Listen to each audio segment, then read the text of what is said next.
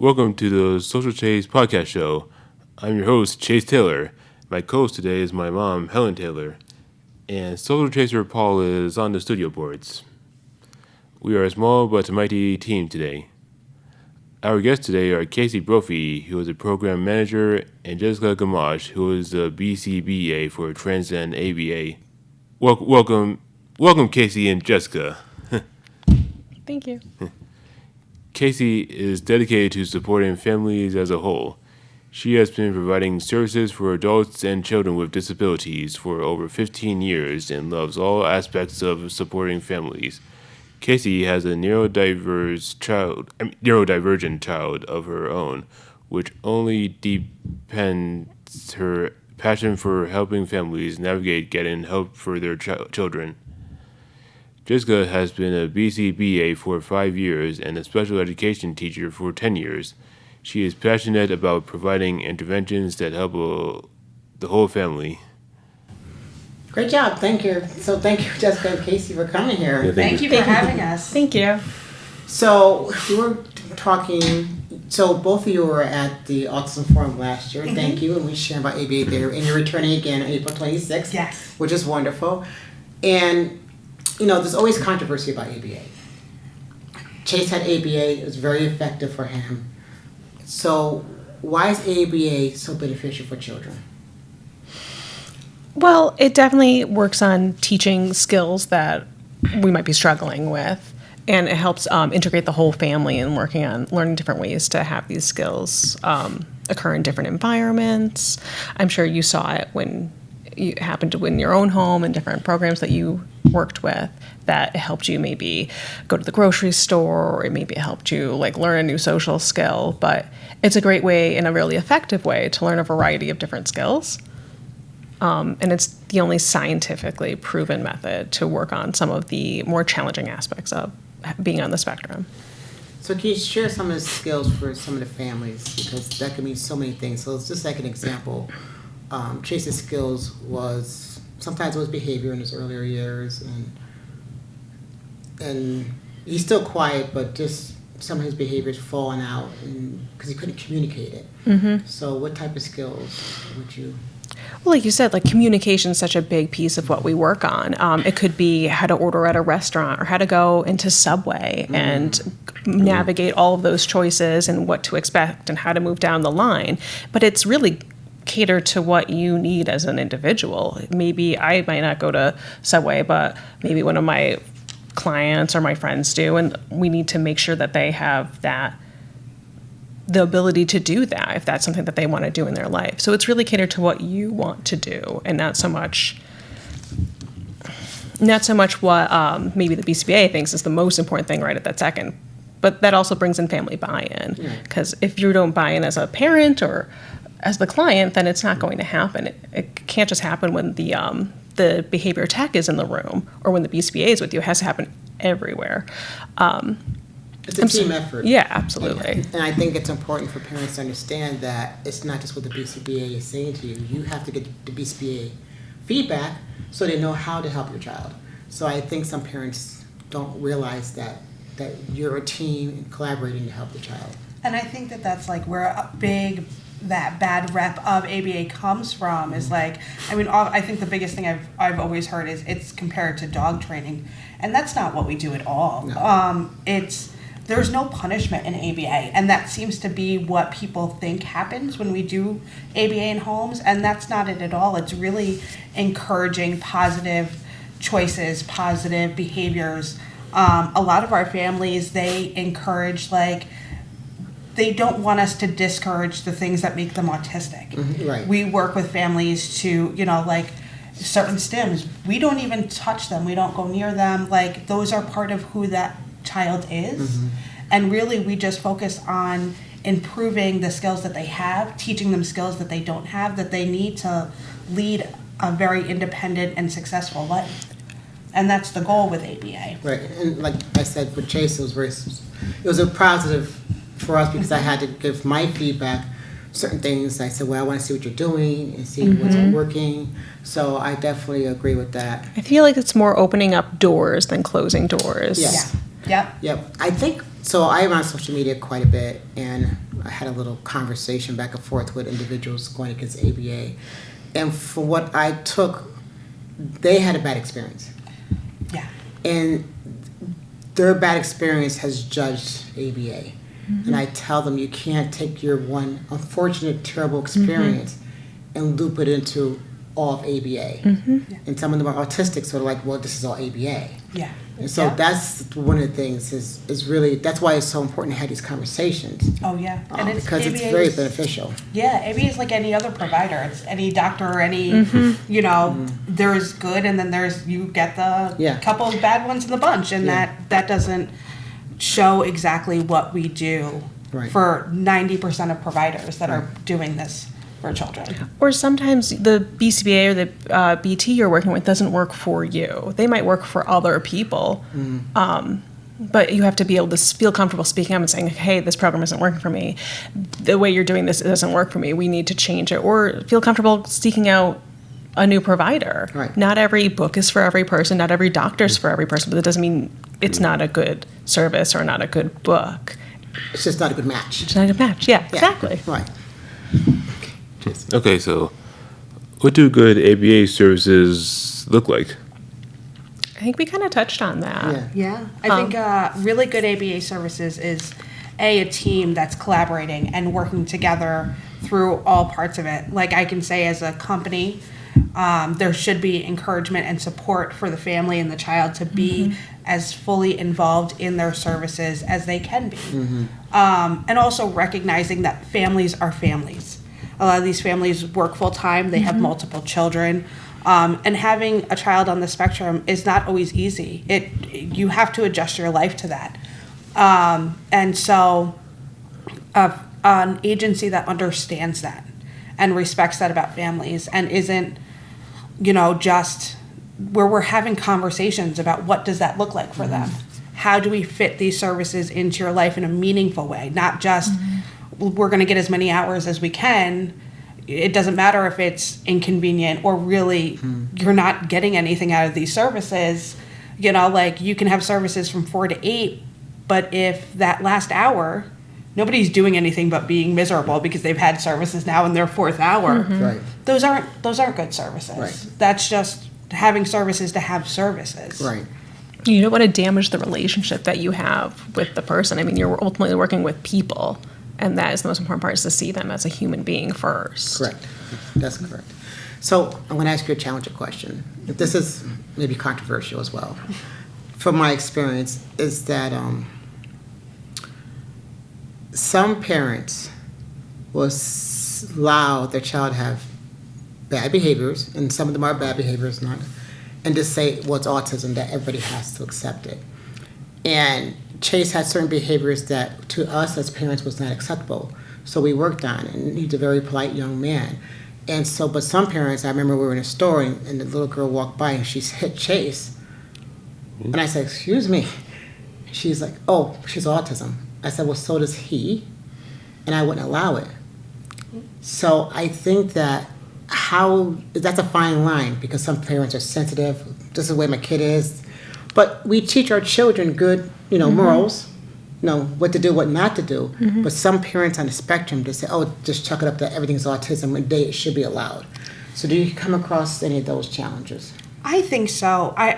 We come across those a lot, especially with families going into ABA for the first time.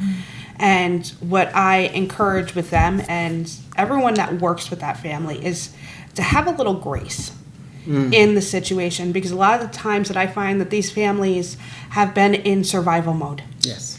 And they are just trying to get through every day, keeping it together. And if that means allowing behaviors that we know deep down are not correct and that we should be changing, but if it's between just allowing it or getting involved in that fight, a lot of times families just allow it to have their own sense of peace for the day. And there's a lot of guilt involved. Yes. And a lot of times families really struggle to face their own feelings about their guilt and their frustrations towards their children. When I speak to a family for the first time, I always tell them this is a safe space. Right.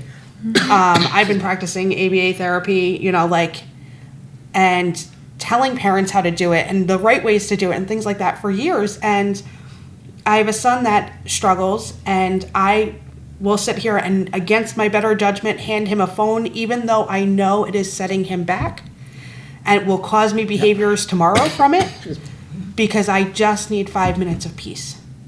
And I wrestle with, does that make me a bad mother? Did I fail him by not sticking to the plan? And I think so a lot of times these families need grace and a space to say, it's okay to feel guilty. It's okay to be frustrated. It's okay to feel like I don't want to be a parent right now. Those are all normal and totally okay feelings to have in this situation. And I think once we open up to everyone and really allow that to be a conversation of, oh, you're so strong because you have a child with autism, and it's okay to feel overwhelmed, that I think we'll see less of that. Yeah. And I think that when we start making that a little bit more of an acceptable thing to say, that I love my children and I wouldn't change anything about them, but in this moment, I don't want to be your mom. Right. I don't want to deal with this. I don't want to deal with these behaviors. So I think it's important that you're making these statements, because you're not alone. Yeah. Oh, yeah, and it gives everyone involved the space to say, like, okay, you are struggling with this part. Like, how can we make this easier for you? Instead of them silently doing, like, oh, no, everything is fine. Everything's okay. Because that's not why we're here. We're here to all help and to be a resource. And that might not mean that the BCBA or the team has that ability to help that maybe behavior at the moment, but maybe we can also point to a parent support group or other leisure activities that are out of the house, so you can get a break that is appropriate and is a social outlet for your child. Like, there are so many resources out there, but until you say something, no one's going to know. And everyone feels that way. And I think the longer you hold it in, the more it perpetuates that guilt. So Chase, since you're on the other side of being still a child, you're an adult. Sorry, you are an adult. So with the conversation and seeing how parents feel, what do you think of it when we're talking about these things? I would say it's very, sometimes it's a little relatable, like... Like what? I hear a little relatable. Oh, relatable. Yeah. So when you're saying how sometimes parents feel a certain way because it's a challenge sometimes, how do you feel about that? Do you understand it, or do you... I understood. Mm-hmm. Did you ever feel frustrated with you yourself growing up with certain things that you just... Yeah. It goes the other way. Like, a child, I mean, we all have parents. We all feel the same way about our parents. So, I mean, it's just a human response to having this mother-child or parent-child relationship of, like, everyone gets frustrated with each other.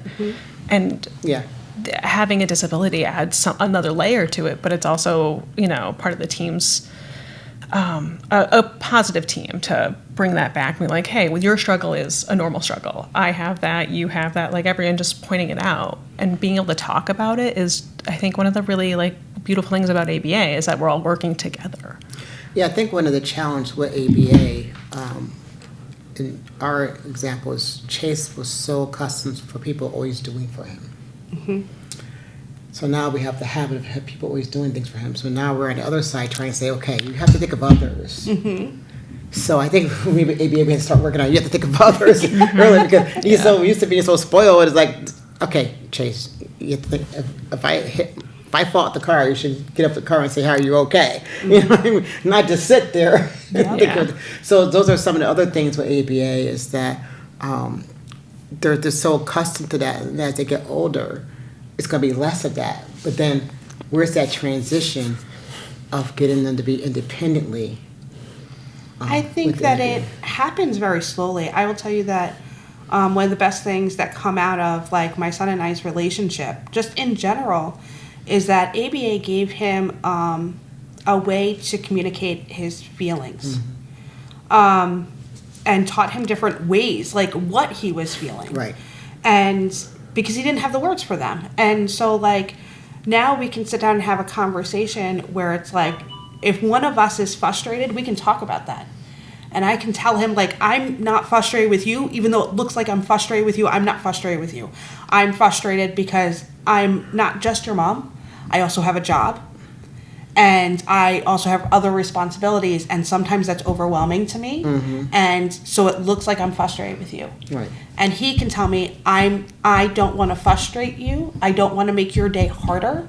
So I'm starting to feel overwhelmed, Nice. trying to make you, like, you know, and Yeah. it does it. You get into a cycle with your children, Yeah. and But that's a good conversation to it have. is. And so, you know, ABA really has, like, not just those things, like, but he's been able to say, like, I don't want to do my homework because I just don't want to. There's no reason for me to. Yeah.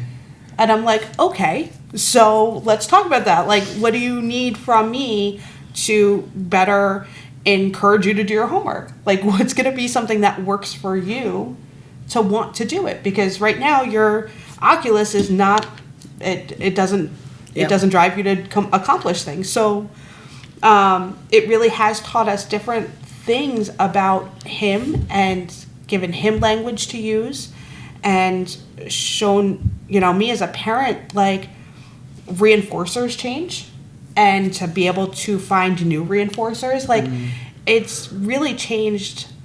I went from a 5-year-old that pulled out his own hair on a regular basis and would just scream and fight every day to do the most simple things, to he does come home and does his homework. He hasn't pulled out his hair in 3 years. Yeah. And while we do face certain things, I am much more, our household is much calmer in general. Yeah. So communication's key, Yes. because in our experience, I'm just speaking of our experience, when you're not able to communicate and say how you feel, it comes out a different way. What he used to bite. So if he was frustrated, he'll bite, and I was like, "Oh, I can't have this." Bite, or you know, he used to smack. So we had to learn, you know. So we didn't know anything about autism at that time, but then we had to learn. Okay, what are you trying to communicate? What are you trying to say? So that's what ABA was really key in terms of, you're right, expressing the feelings, know what a sad face meant, when somebody's crying, what that meant, when somebody's smiling, what it meant, knowing how to just say, I'm hurt. Yeah. You know, just communicate that, because if he was sick, he would never communicate it. And so ABA was very important in terms of the communication for that. Yeah. I think that's the biggest piece to it, is really it teaches everybody a different way to communicate with one another, and to pick up on nonverbal communication within your family. Yeah. Well, how can families be more involved with ABA services? I think the thing that's most beneficial is being able to, like, go out in the community, but also saying, like, what you want to do, like voicing it.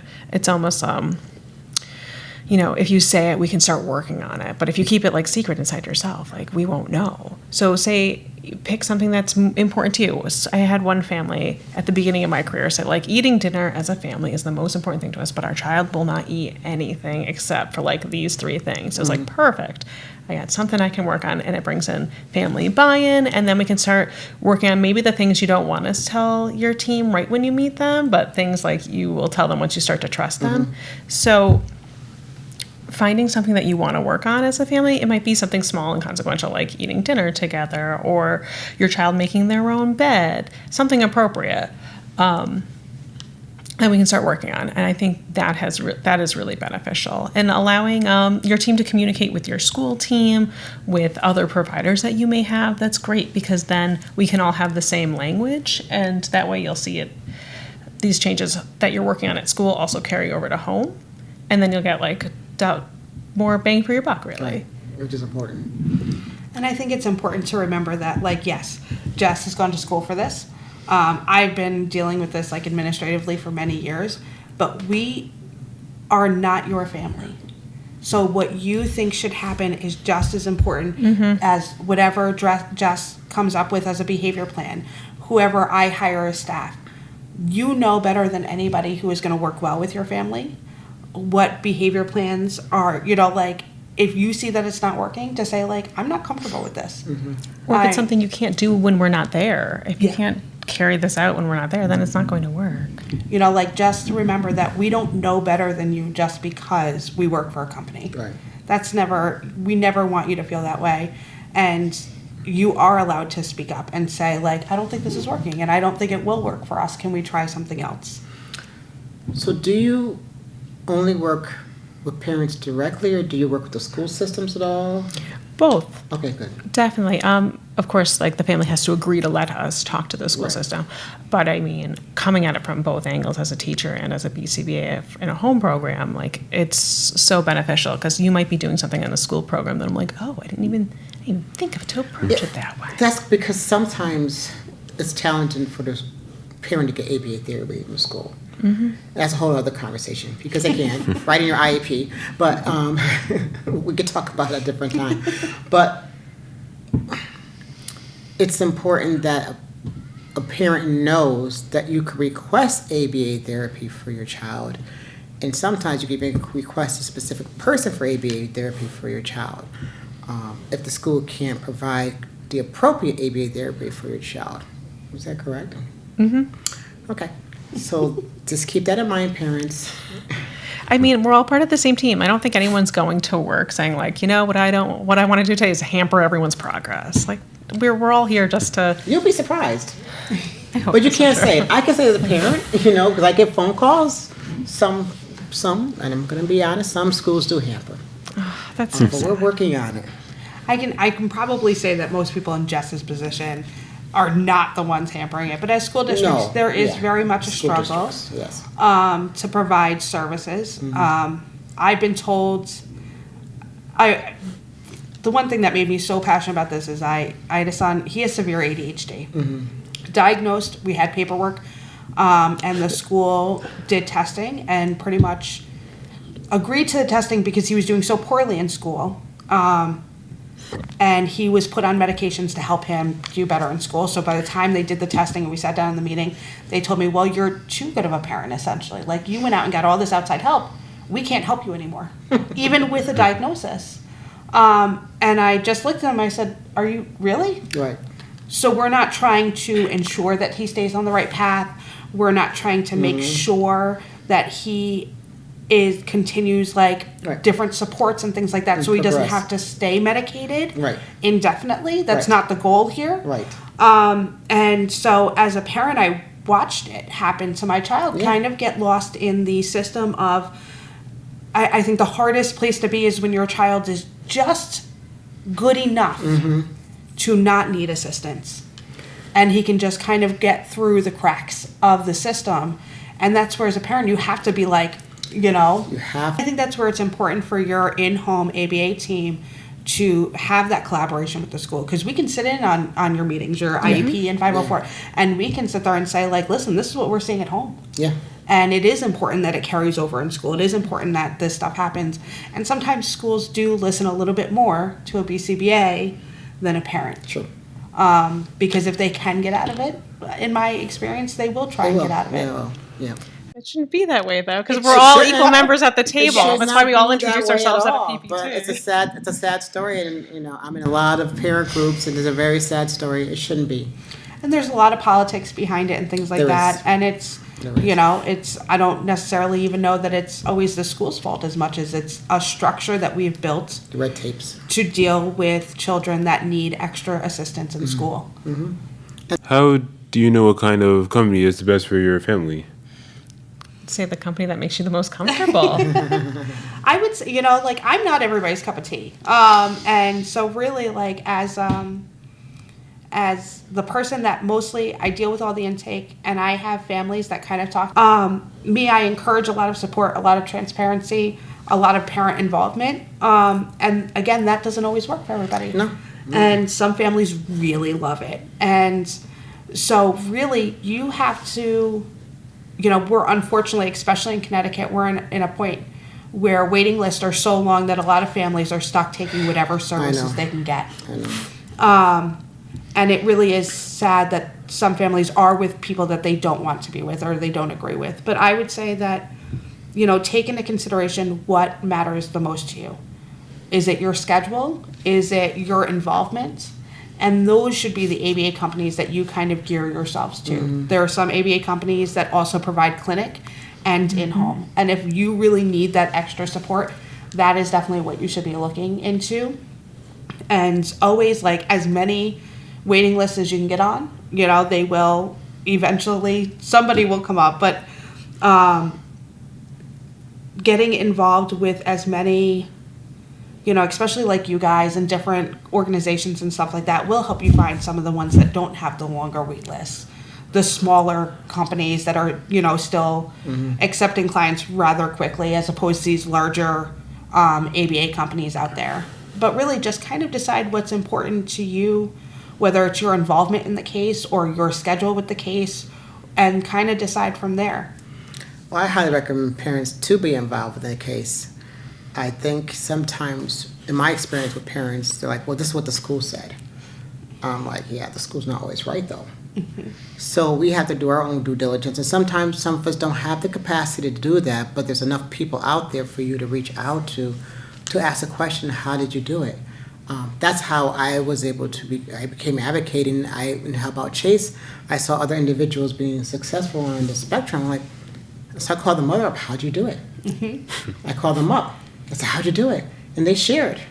So, get a how did you do it attitude to help you and your family to see what the best therapy is for your child. I think as a company, we really pride ourselves that regardless of whether or not you're going to work with us or whatever, you can call us. I'd be more than happy to point you in a direction of a company, even if it's not ours, or even if you're not looking for ABA company, but you have no idea where to start or where to go. Right, it's so challenging. I welcome any phone calls. If you're looking to help your child and navigate a system that is incredibly difficult to navigate if you have no contacts whatsoever, we want to help you. And it's not about whether or not you work with us or, that's not the kind of company that we've created or that we want to provide, be that company. We really genuinely want to help families and help them find the care that they need and the care that they want. Yeah, and that's valuable, very valuable. But I think we're very people first, person centric. Right. I mean, some different companies have a different mindset, or like even a different BCBA in our own company might have a different mindset. And I've definitely had clients say like, oh, like you definitely want a lot of my opinions. I actually just want your opinions. And that's fine. I mean, sometimes I'm not the right BCBA for a family. And you it's have to find the right person. It's a connection. We can't connect to everyone. You just got to find, there's personality conflicts. I mean, I have a very strong personality, and that personality doesn't go well with everybody. But we're all coming from a good place. Yeah. You got to trust your gut. Yeah. And I always tell people, always look at the intent of the person and not always what they're saying, because we get sensitive. But look at the intent. Are they intentionally trying to help you? Yeah. Are they intentionally trying to harm you? Yeah. And that's what you look at more beyond personality. That's what you look at more than anything else. Yeah, exactly. But ABA therapy has been beneficial for our family, for many families that I know. But I also think that if you had a bad experience, just to be like open-minded to positive ABA therapy, as Transcend ABA offers as well. As you can see, the passion from the Wolf, Jessica, and Casey, and you could tell that they care. So make sure you find somebody that cares. Okay, so thank you, Casey and Jessica, for being here today and interviewing with us. And thanks, Mom, for helping me host today.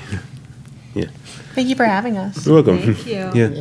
We'll have their information at the end of the show. And thank you for watching. I'm your host, Chase Taylor, and I'm signing off. Goodbye. All right, thank you.